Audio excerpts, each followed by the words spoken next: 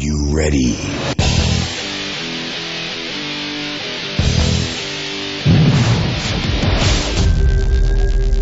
Hello, and welcome to Okay, Here is the Story. I am your host, Dee Burns. So, today is going to be a very emotional episode. I'm really pissed off, and I'm sad, and I'm shocked, and like every negative emotion that you can have, I'm having it. And I'll just let you know up front, I'm going to be ranting and raving. So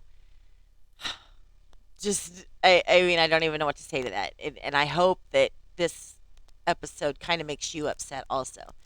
But I will say that this is not going to be a kid friendly um, episode. So if you have kids and you're listening to this podcast, ask them to leave the room.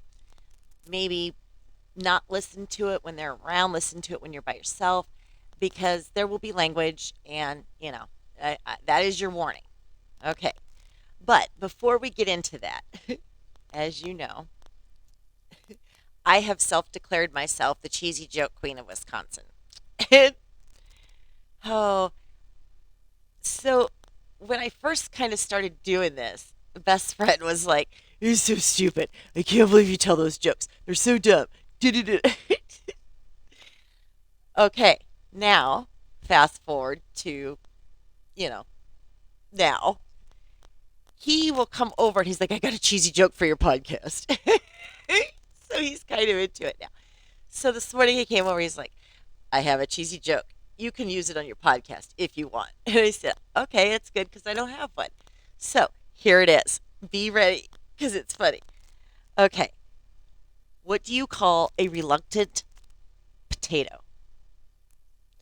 A hesitator. I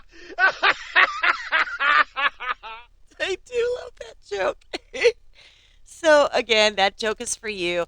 I wanted to start the show out kind of, funny on a lighter note because it's going to be a negative episode. Okay. So, yesterday afternoon, I was watching videos on YouTube, and one of the people that I follow, his name is Officer Tatum. Now, I'll put a link to his YouTube channel in the description. But I encourage you to head over there and give his channel a try. He's got a really great channel. He does really great videos. He worked in law enforcement, hence the name Officer Tatum. And he describes himself on his YouTube channel page as a black conservative with a voice and opinions that are not usually popular. And that's true. But you know what? He tells it like it is. Like I said, he's got really great videos. He's got a really great YouTube channel. So he had a video about what is called BIID. I'm sorry, take two. It's called BIID. This stands for Body Integrity Identity Disorder. So I had never, ever heard of this. And, as you know, I was in the medical field for 25 years and never heard of this, ever. So I looked it up on WebMD. Excuse me. And WebMD says this is when a person has a strong desire to amputate a limb or seek to become paralyzed to feel complete inside. In severe cases, this is still from WebMD, in severe cases, people with BIID will go to extreme lengths to amputate or disable themselves without medical help. Okay, so I'm now going to play an interview with a woman that, Officer Tatum downloaded this interview on his page, and I'm going to play it. You're just going to have the audio. But this lady lives in the UK, and I want you to listen to her, and then I'll share with you my thoughts. So here we go. Research scientist to harm herself in a bid to become paraplegic for real. I have fantasies about having a car wreck and becoming paraplegic from a car wreck. Perhaps most shockingly of all, London-born Chloe is on a quest to find a surgeon willing to operate in order to paralyse her legs forever. I did find a surgeon in another country who would be prepared to do femoral and sciatic nerve transections to paralyze my legs. It would be at least $25,000. I don't have the money to do it. That's basically the only reason that I've not yet had surgery. For her whole life, Chloe has wished more than anything that she was disabled.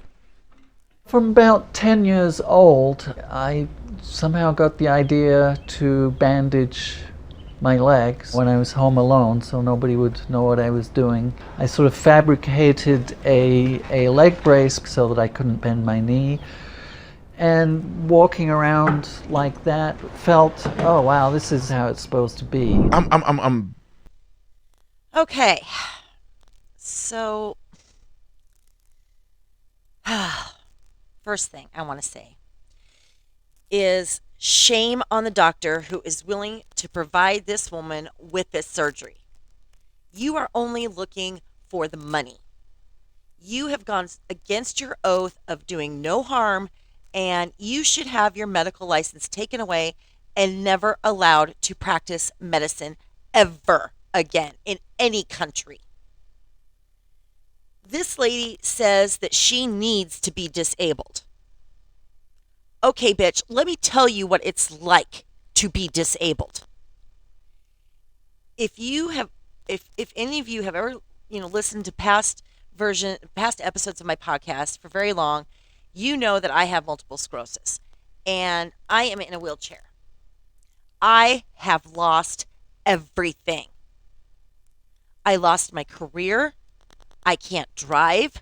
I am home in my home 24/7. And I can't leave my house. I do not have the physical ability to leave my house. I'll never have a relationship again because, what guy, what man wants to deal with a wife or a girlfriend or whatever, a significant other who is in a wheelchair and that pees and shits herself? Not every day, but it does happen. Like I said before, I had an amazing career in the medical field for 25 years, and I loved it. I loved my career. I loved the people who were in my field. I know so many people across the United States, all the way from the East Coast to the West Coast. I know people in other countries. I will say that while I was in my field, um, I'm not going to go into the details, but you you have to get certification, okay, for your field, and it's hard, and it takes like 2 or 3 years for you to get this certification. The first time I went to go get my certification, there was nothing out there that told you what you needed to study, what you needed to do, anything. So I failed the first time that I sat for my exam.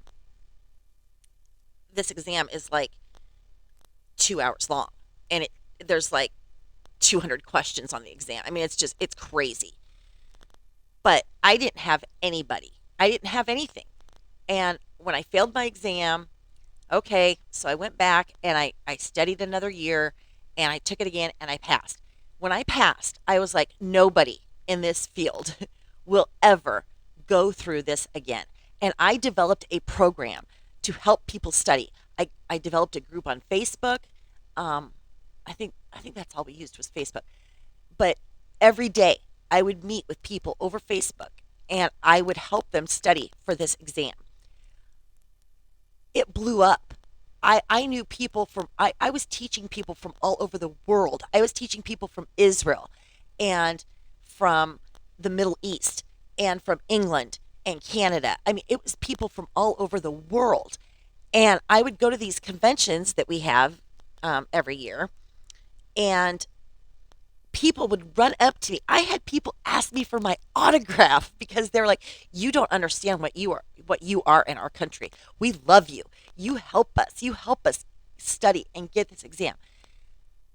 I lost all that. I lost all that because because of my multiple sclerosis, I cannot physically work. And I made good money. And it wasn't the money, it was my field. I loved the field that I was in. And because I made really good money, I was able to rear two sons that are amazing young men, and they contribute wonderfully to their community. And I am so thankful for my sons. I'm so glad that they turned out the way that they did. But like I've said many times, my youngest is a Marine. He has to be away, and he worries and wonders if his mother, who's in Wisconsin, is okay and how her day is going. Is she having a good day? Is she in a lot of pain today? Is she working on her podcast? Is she in bed? Excuse me. Um, then there's Hunter, my oldest. And, he has to help his mother into bed at night. He has to help me onto the couch in the morning. And he has to help me clean up any mess that I might make when I get sick and when I can't control when I have the inability to control my bodily functions. He has to help me clean that up. And so I've not only lost everything, but my sons have lost part of their freedom. They worry about, am I gonna go home and open the front door and my mom's laying on the floor dead because she's fallen, or she just, you know, there's been times when I've slept in the morning and Hunter's gotten up to go to work and I'm still sleeping, which is very unusual because I'm usually up at 3:30, 4 o'clock in the morning. And he leaves for work like at 6. Well, he gets up like at 6 o'clock because he makes his lunch and everything. And if I'm not in, if I'm not up, he's worried. Is she going to wake up? Is she okay? And, you know, I can't imagine being 24 years old or 23, as Wyatt is, and worrying about my mother. And, you know, I can't imagine that. And here, this woman wants this. She wants this.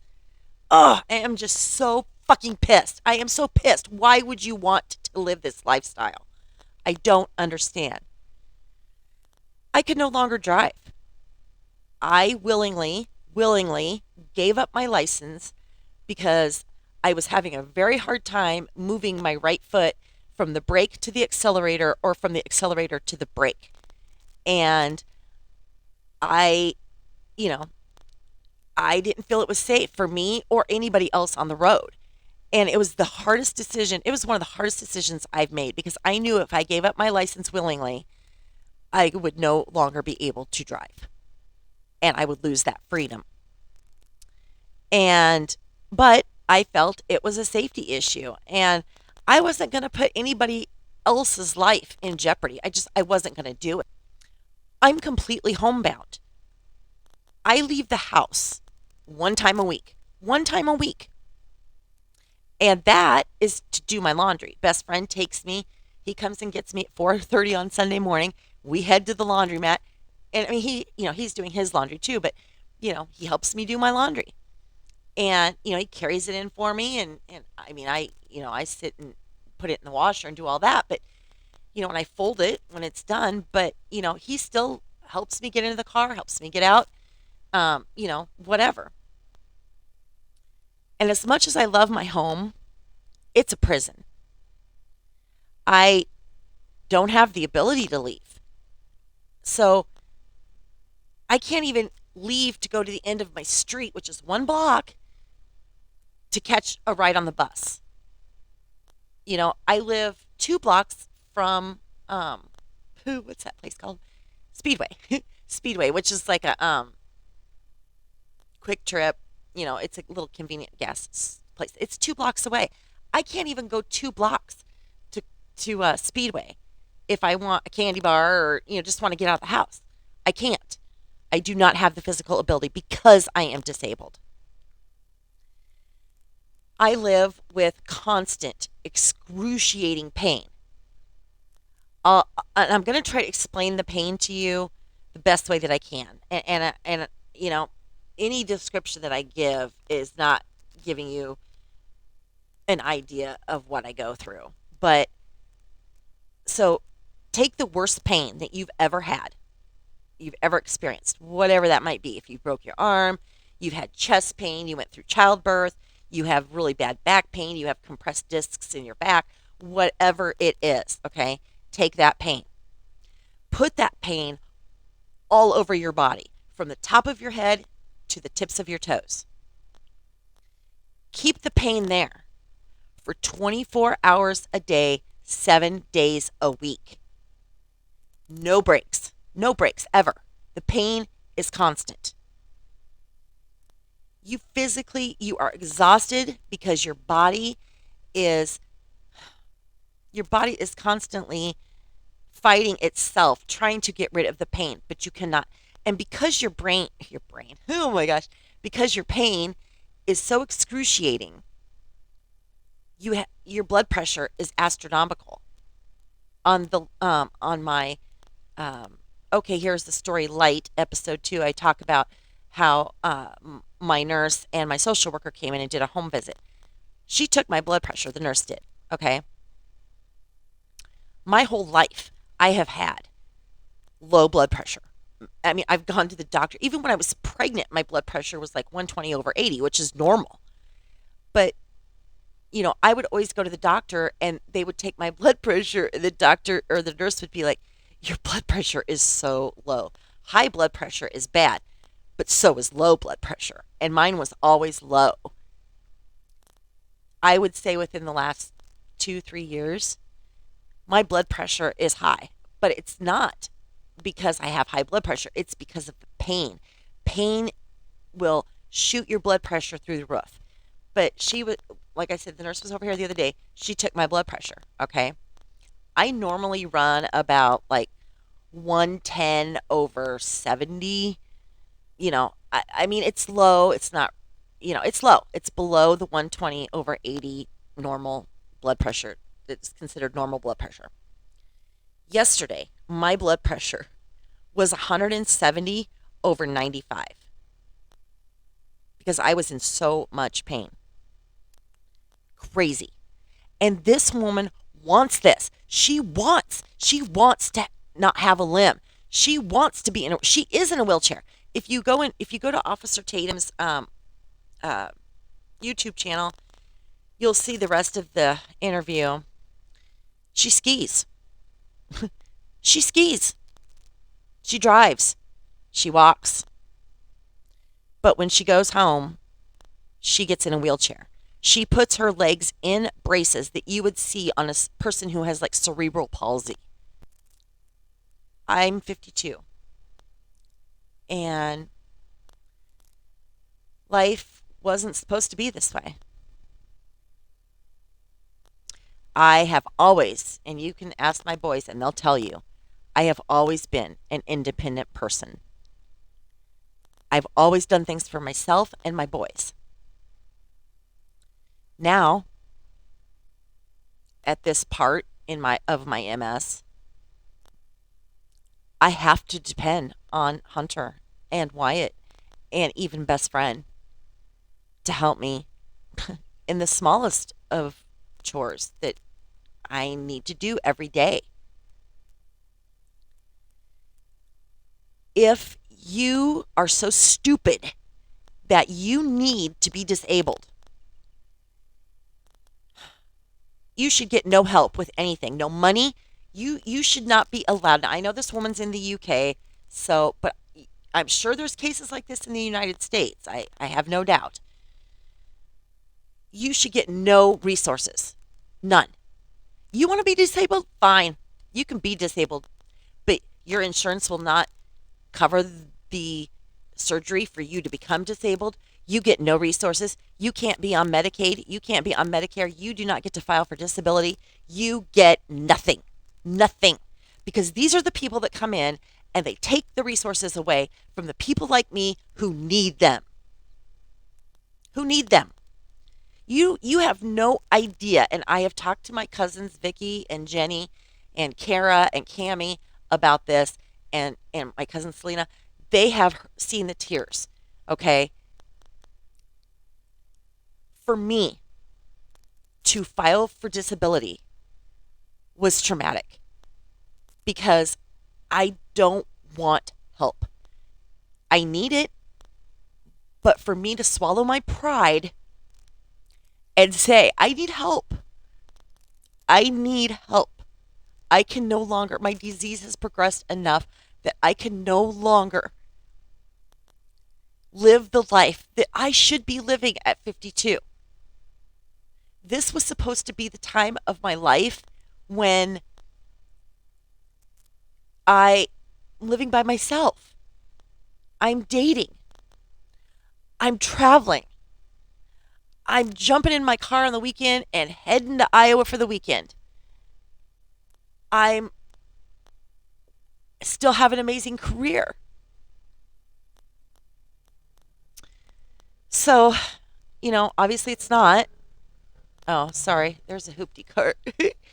Oh, I have my windows open because it is a gorgeous day here in Wisconsin and I needed some fresh air. So I opened my windows. So you may hear hoopty cars and stuff outside. So I apologize for that. But okay. So this next statement does not include Hunter or Wyatt or best friend. Okay. So that being said,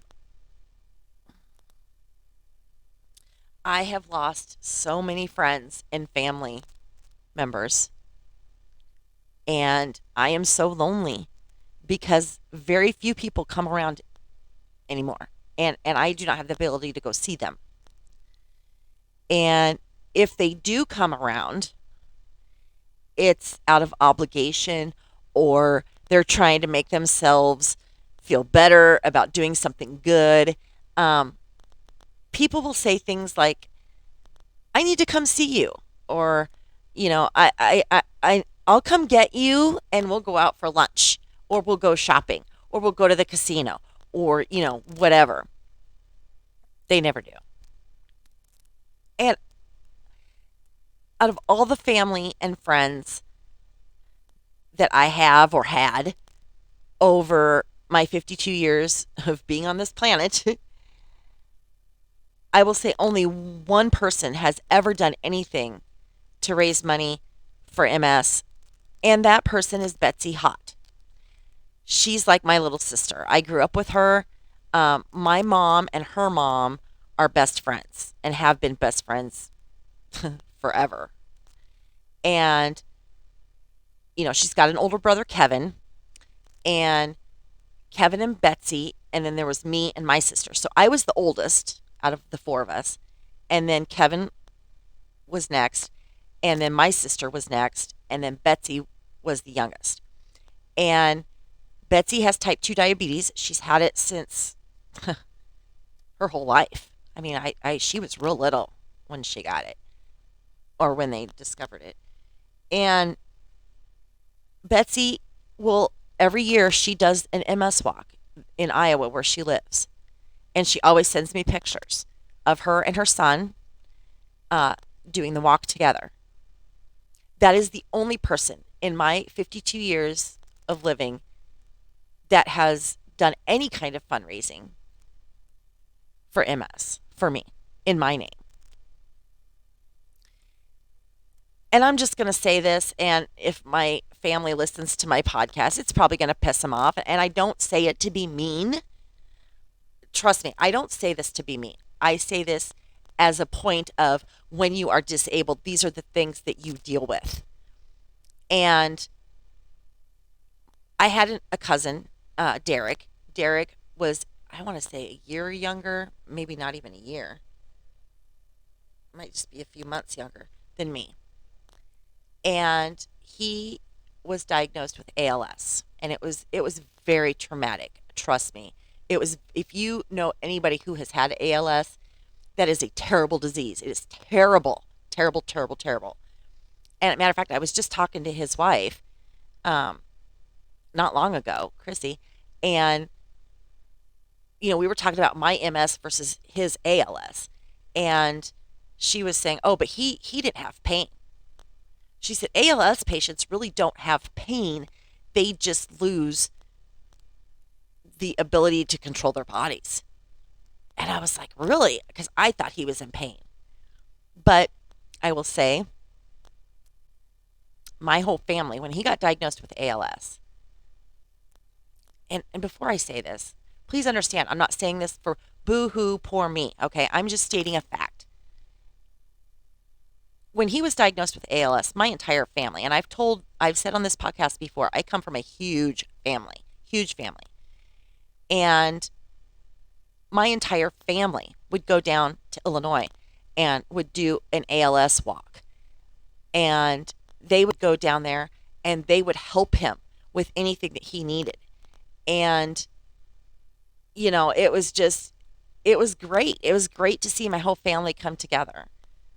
But at least from what I know, my family's never been on an MS walk. They have never come up here and helped me do anything. Now, I will back that up by saying my cousin's wife, Jillian, she has been up here. Um, she has come up here with her daughters, and you know, we've done things together, and it was fun. It was great. We had a great time.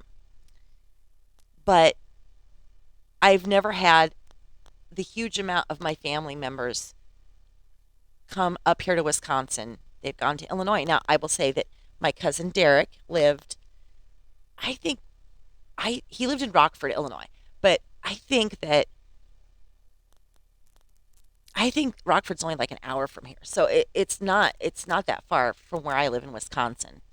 It might be a little bit more. I don't know, but you know, my family has never come up here, and yeah, it upset me, but you know what? I'm over it. They have lives. My family has lives, and it would be selfish. It'd be a selfish bitch for me to expect them to come up here. Oh, come up here and do an MS walk. Come up here and help me with things I need done. Um, you know, and I'm over that. I don't. I did. I Yeah, I did originally.